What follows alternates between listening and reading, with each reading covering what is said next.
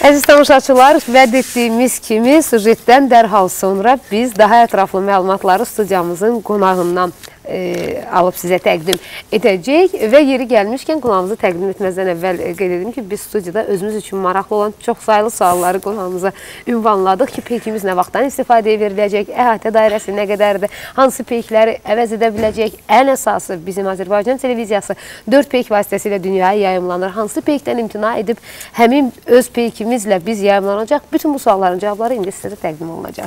Amma ondan əvvəl qonağımızı sizə təqdim edək ki, Azərkosmos Açıq Səhmdar Cəmiyyətinin mütəxəssisi, iqtisad üzrə fəlsəfə doktoru Rövşən Rüstəmov həm söhbətimiz olacaq. Xoş gəlmişsiniz. Və elə fürsətdən istifadə edib sizi Beynəlxalq Aviasiya və Kosmos Günü münasibətilə təbrik edirik. Çünki bu sayədə bilirik ki, sizin də uğurlarınız var, elmi işləriniz işıq üz görüb. Amma biz istərdik ki, biraz əvvəl sizinlə söhbət etdiyimiz sualları yenidən səsləndirək ki, tamaşaçılarımız da həmin suallarla eşitdikdə cavabınızı eşitsinlər. Bax, biraz əvvəl biz peykimizdən söhbət açdıq. Elə bu mövzunun ardı olaraq istərdik sizdən bir də maraqlanaq. Bu peykin bizim ölkəmiz üçün ümumiyyətlə hansı faydası olacaq? Nə kimi xeyri artıq var? Bunu əminlik edə bilərik, çünki aprelin ikisində artıq fəaliyyətə başladı. Daha ətraflı elə özünüzdən eşidək. Təşəkkür edirəm ilk öncə dəvət etdiyiniz üçün bir gündə və çox isti təbrikləriniz üçün. Həqiqətən də doğru qeyd etdiniz və sujetdə də göstərildiyi kimi bu ilin 8 fevral tarixində ölkəmizdə ilk milli telekommunikasiya peyki Azərspace 1 uğurla orbitə çıxarıldı və bu peykimizin orbitə çıxarılması nəinki ölkə daxilində, eləcə də bütün region üzərində və qlobal miqyasda ölkəmizin nüfuzunun artmasına birbaşa olaraq təsir göstərdi və biz əminliklə deyə bilərik ki, artıq Azərbaycan da kosmik ailənin bir üzvünə çevrilmişdir. Bildiyiniz kimi, milli telekommunikasiya peykinin orbitə çıxarılması təşəbbüsünü Cənab Prezident 2008-ci ildə xüsusi sərəncamla irəli sürmüşdü və məhz həmin sərəncamdan irəli gələn tapşırıqların yerinə yetirilməsi üçün xüsusi dövlət proqramı hazırlandı və o proqram çərçivəsində bir sıra silsilə tədbirlər keçirildi. Azərkosmos Açıq Səhmdar Cəmiyyəti yaradıldı. İlk telekommunikasiya peykimizin alınması üçün böyük tenderlər keçirildi və nəticədə bu ilin 8 fevralında biz uğurlu bir tarixi hadisənin şahidi olduq. Sualınıza qayıdaraq peykimizin gətirəcəyi faydaları qeyd etmək istərdim. Və verəcəyi üstünlüklər nədən ibarətdir? Bəli. Birbaşa olaraq bununla əlaqədar bildirə bilərəm ki, hər bir ölkə təbii ki, istəyər özünün müstəqil rabitəsi olsun. Bu baxımdan da telekommunikasiya peykimizin əsas üstünlüyü kimi informasiya mübadiləsində digər ölkələrdən asılılığa son qoymaqdır. Və milli telekommunikasiya peykinə sahib olmaqla Respublikamızda məhz bu asılılıqdan qurtulur və özünün müstəqil və hazırki rabitəyə alternativ olan rabitəsini təmin edə bilir. Bu həqiqətən də çox böyük bir üstünlük yaradır. Digər tərəfdən telekommunikasiya peykinin ölkə üçün, vətəndaşlarımız üçün, sakinlər üçün olan gətirəcəyi faydalara toxunaraq isə bildirmək istərdim ki, ölkəmizin bir sıra ucqar yerləri var ki, orada hazırki rabitə vasitələri ilə internetin çıxarılması çox çətindir, relyef baxımından. Məhz telekommunikasiya peykimiz o ərazilərə internetin çıxarılmasına böyük töhfə verəcək.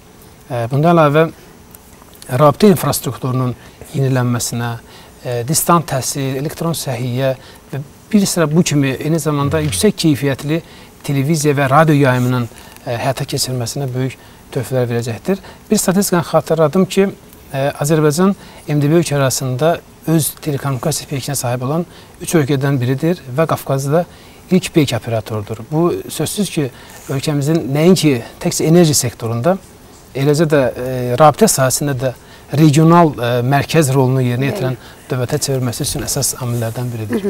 Kosmik sahə deyə bilərik ki, ölkəmizdə yeni bir sahədir və yeni olmasına baxmayaraq artıq bu qədər böyük bir uğura biz imza attıq. Bir çox sahələrlə yanaşı, onlarda olduğu kimi bu sahədə də qeyd etdiyimiz kimi regionda liderliyi və birinciliyi əldə etmişik və bu sahənin yeni olması ilə bağlı təbii olaraq bizdə kosmik texnologiyalar sahəsinin kadrlarının azlığı məsələsi bugünkü gündə gündəmə gəlir. Bəs bu kadrların, milli kadrların hazırlanması istiqamətində hansı işlər görülür və hal-hazırda hansı kadrlardan istifadə edilir ki, bu işlər həyata keçirilsin? Həqiqətən çox maraqlı suala toxundunuz Natalan xanım. Təşəkkür edirəm bu sual üçün. Doğrudan da PEYK layihəsinə start verilərkən bu sual hər kəsə düşündürürdü, bu sualın cavabı. Biz ilk PEYK-imizə sahib olarkən bu PEYK-i hansı potensiallı, hansı kadrlarla necə idarə edəcəyik, necə istifadə edəcəyik? Bəli, texnologiya tutumlu sahələr, xüsusilə də yenicə yaranmaqda olan PEYK rabitəsi ölkəmiz üçün yeni bir sahədir. Lakin buna baxmayaraq, çox istedadlı və talantlı gənc kadrları bir araya toplayaraq və onların müntəzəm olaraq beynəlxalq təlim və tədris mərkəzlərində treninqlərini keçirərək çox güclü bir kadr potensialını yaratmaq həqiqətən də çox qısa bir zamanda mümkün oldu. Bununla yanaşı PEYK-in idarə olunmasını və onun istismarını çox keyfiyyətli şəkildə həyata keçirmək üçün 2011-ci ilin oktyabrından etibarən toplanmış texniki heyətimizin bütün üzvləri PEYK istehsalçısı olan ABŞ-ın Aybital şirkətində təlimlərə cəlb olundu və bununla yanaşı Azərkosmosun bu layihədə əsas tərəfdaşı olan Malayziyanın Miyasat şirkəti tərəfindən bir neçə ay müddətində real iş prosesinə cəlb olunmaqla təlimlər keçirildi və böyük bir kadr potensialı formalaşdırıldı. Bugün əminliklə bildirə bilərik ki, milli PEYK-imiz etibarlı əllərdədir və gənc mütəxəssislərimiz tərəfindən çox uğurla idarə olunur. Mən bir faktı qeyd edim ki, çox sevindirici haldır ki, artıq milli kadrların ölkə daxilində yetişdirilməsi üçün tədbirlər görülməyə başlanılıb.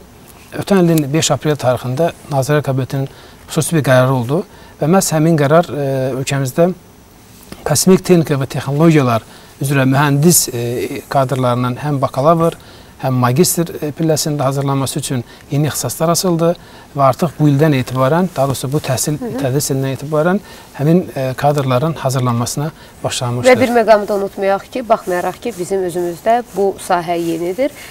Təcrübə baxımından ola bilər ki, bizim kadrlarda bir qədər zəiflik müşahidə oluna bilər. Elm sahəsində isə Elmlər Akademiyasının Kosmik Təhqiqatlar İnstitutu hər zaman özünün təhqiqatlarını aparıb, nəzəriyyə baxımından kifayət qədər bu sahənin bilicisi olan savadlı alimlərimiz var ki, həmin alimlər də qeyd etdiyiniz kimi həmin gənc nəslin yetişməsində öz töhfəsini verəcəklər. Bəli, və Azərkosmosun uğurları bununla bitmir. Bizlər ki, söhbətimizin davamında daha bir layihə haqqında bizə tamaşaçılara tam ətraflı bəhs edəsiz. Söhbət yerin məsafədən zondlanmasından gedir PEYK vasitəsilə və bizim süni PEYK-imizin orbitə çıxarılmasından sonra bu sahədə də xeyli irəliləyişlər var ki, bu haqda danışmaq dəyər. Yəqin bir çox ekran qarşısında oturan tamaşaçılarımızı da bu düşündürür ki, bu sual artıq ilk telekommunikasiya PEYK-inə sahib olduq. PEYK sayəsində bundan sonra daha nələr, hansı layihələr gözlənilir? Çox maraqlı bir məqama gəldiniz.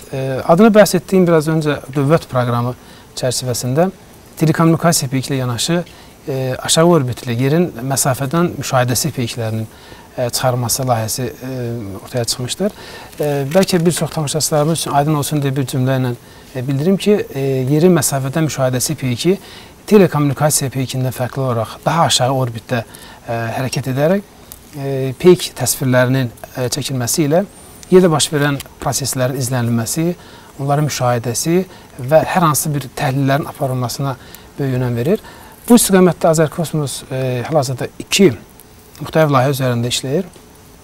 Onlardan biri ölkəmizin özünə məxsus olan aşağı orbitli, yüksək ayırd etməli məsafədən zondlama PEYK-inin hazırlanmasıdır ki, artıq bunun üzərində bir müddətdir beynəlxalq müəssisələrlə bir yerdə işlər aparılır və texniki hazırlıq işləri bitdikdən sonra PEYK-in satın alınmasına prosesində başlanacaq. Digər bir layihə isə artıq start verilmişdir bu layihə. Bu layihənin əsas məqsədi respublikamızda, yəni ölkə daxilində universal stansiya quraraq ölkəmiz və region üzərindən keçən digər operatorların PEYK-lərinin qoşulmaq və onlardan yüksək ayırd etməli təsvirlər alaraq ölkə daxilində olan müştərilərə və müəssisələrə, təşkilatlara çatdırmaqdan ibarətdir. Proqnozlarımıza görə 2015-ci ilin sonuna qədər ölkəmizin özünün məxsus olan aşağı orbitli müşahidə PEYK orbitə çıxarılacaq. Stansiya layihəmiz isə bu ilin sonlarına doğru tam hazır vəziyyətə gətirməlidir. Bununla əlaqədar artıq prosedurlar keçirilib, tender təkliflər qəbul olunub və hal-hazırda müxtəlif qiymətləndirmə işləri yerinə yetirilməkdədir. Təşəkkür edirik. 2013-cü il. Ölkə başçımız tərəfindən bu il bu sahəyə göstərdiyi diqqətin bariz nümunəsi olaraq informasiya kommunikasiya texnologiyaları ili elan olundu və bu il çərçivəsində ən böyük uğurumuz atılan addım elə ilin əvvəlindən bizim milli kosmik peykimizin orbitə göndərilməsi idi ki, bundan böyük uğur bizim üçün ola bilməzdi və bununla kifayətlənmirik. Bu il ərzində yəqin ki, elə bu illə bağlı, mövzu ilə bağlı müxtəlif layihələr həyata keçiriləcək. İstərik bu barədə bizə məlumat verəsiniz. Çox maraqlı suallar verirsiniz Natıran xanım. Çox təşəkkür edirəm sualları üçün. Biz minnətdarıq ki, cavablandırırsınız onları. Buyurun. Minnətdarım. Doğrudan da Cənab Prezidentin informasiya kommunikasiya texnologiyaları sahəsinə hər zaman göstərdiyi o yüksək diqqətin nəticəsidir ki, düzgün qeyd etdiniz, bu il 2013-cü il Respublikamızda informasiya kommunikasiya texnologiyaları ilə elan olunmuşdur. Bununla əlaqədar böyük bir tədbirlər planı hazırlanıb və o tədbirlər planında müxtəlif tək hüquqi bazanın təkmilləşdirilməsi, təşkilata hazırlıq, müxtəlif böyük layihələrlə yanaşı çox spektrli məsələlər qeyd olunur. Bununla əlaqədar artıq qeyd edə bilərəm ki, bu il çərçivəsində Respublikamızda milli İKT kadrların hazırlanması üçün İnformasiya Texnologiyaları Universiteti yaradılmışdır. Artıq 2013-2014-cü təhsil ilindən etibarən bu universitetdə təhsilin başlanması planlaşdırılır. Bununla yanaşı İnformasiya Texnologiyanın İnkişafına Dövlət Fondu təsis olunub, hansı ki bu fondun əsas məqsədi bu sahədə olan layihələrin maliyyələşdirilməsi və onların ixrac potensialının artırılmasına yönəlmişdir. Bundan yanaşı qeyd edə bilərəm ki, informasiya kommunikasiya texnologiya ili çərçivəsində elektron təhlükəsizlik mərkəzi təşkil olunmuşdur və yüksək texnologiyalar parkı yaradılmışdır. Mən bu texnoloji park haqqında qısaca məlumat vermək istəyirəm icazənizlə. Yüksək texnologiyalar parkı Azərbaycanda İKT sahəsində ilk xüsusi rejimli bir zonadır ki, onun da əsas məqsədi kiçik və orta innovativ biznesin inkişaf etdirilməsi, İKT sahəsində elmi potensialın artırılması və bununla da IT subyektlərinin, İKT bazarının subyektlərinin beynəlxalq bazara çıxışından və ən əsası da onların ixrac yönümlülüyünün artırılmasına yönəldirmişdir. Bununla əlaqədar Rabitə və İnformasiya Texnologiya Nazirliyinin yanında Yüksək Texnologiyalar Parkı məhdud məsuliyyətli cəmiyyəti yaradılmışdır. Bildirim ki, bu park Sumqayıt şəhərində təşkil olunacaq və artıq bir müddət sonra biz o parkın tam funksional fəaliyyətini görə biləcəyik. İnşallah deyirik. Və düşünürük ki, bu sahədə biz əldə etdiyimiz uğurlar haqqında söhbət açdıqda bir müddət sonra yenə də fərəh dolu hisslərlə bu mövzunu davam edə bilərik. Çünki elə söhbətimizdən də bəlli oldu ki, yeniliklər gözlənilir, işlər görünür və ilk süni peykimiz artıq orbitə çıxarılandan sonra digərlərinin də kosmosa göndərilməsi nəzərdə tutulub ki, bu da bizim daha bir böyük uğurlara imza atmağımızdan xəbər verəcək. Uğurlar arzu edirik sizə və bu sahədə olan bütün şəxsləri bugün münasibəti ilə ürəkdən təbrik edirik. Əziz tamaşaçılar, bu hər birimizin uğurudur. Qəlbimizi fərəh hissi ilə doğuracaq bir məqam, bir tarixi hadisə idi ki, Azərbaycanın milli peyki orbitə buraxıldı və qısa müddətdən sonra biz bunun faydalarını görəcəyik, öz milli peykimizdən yararlanacaq. Bəli, və nə yaxşı ki, artıq bu hal baş verdi. Bir müddət idi ki, biz bu tarixi hadisəni gözlədik, amma nəhayət ki, o həyata keçirildi və biz bugün bunun müəssirlik şahidiyik. Azərbaycan televiziyası isə 4 peyk vasitəsilə bütün dünyaya yayımlanır. Yəqin ki, əziz tamaşaçılar, siz də dünyanın müxtəlif ölkələrində olduğunuz halda Azərbaycan televiziyası